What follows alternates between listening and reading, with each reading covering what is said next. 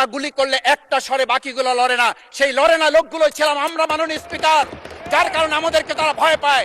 আমরা এখন বর্তমান সময় ভিডিও দেখতে পাই যে শেখ হাসিনা বাইরে থেকে বলেছিল আমরা এই দলকে ভোট দিতে বললাম আর সেই দল আমাদের সাথে আবার বিশ্বাসঘাতকতা করেছে। আমরা সেই শেখ হাসিনার বক্তব্য শোনার পর আমরা কাউকে আজকে এখানে বলতে শুনি নাই শেখ হাসিনার ওই বক্তব্য সঠিক নয়। এই মানুষ প্রতারিত হয়েছে, বেইমানি করা হয়েছে।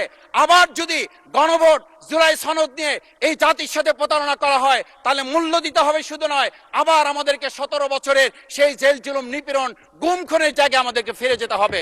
আমি মনে করি পরিষ্কার বক্তব্য, গণভোটের প্রতি সমর্থন না জানিয়ে জুলাই সনদকে যদি আজকে ইগনোর করা হয় তাহলে আমাদেরকে কিন্তু আবার সেই গুম খুনের আয়নাঘরের দিকে আমাদেরকে ধাবিত করা হবে। আমি মনে করি গণভোটের বিরোধিতা করার অর্থ হচ্ছে আমরা আয়নাঘরকে সমর্থন করতে চাই।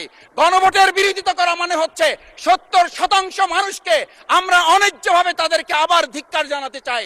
আমি এখানে স্পষ্ট বলতে চাই, আপনারা যেমন 51% সমর্থন নিয়েছেন, 70% প্রায় জনগণ কিন্তু গণভোটের পক্ষে তারা রায় দিয়েছে।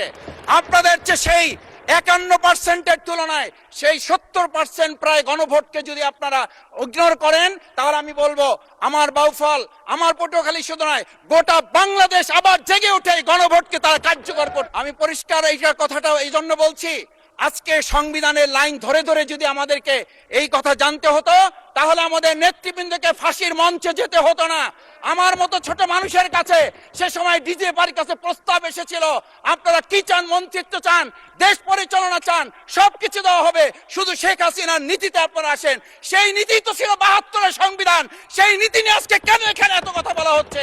আমরা পরিষ্কার জানি, আমরা যদি সেই 72-এর সংবিধানকে ভালোবাসি তাহলে এখানকার নেতৃবৃন্দ এবং মরহুমা বেগম খালেদা জিয়া নিজে বলেছিল আমরা সুযোগ পেলে এই সংবিধানকে আমরা ছুঁড়ে ফেলে দেব।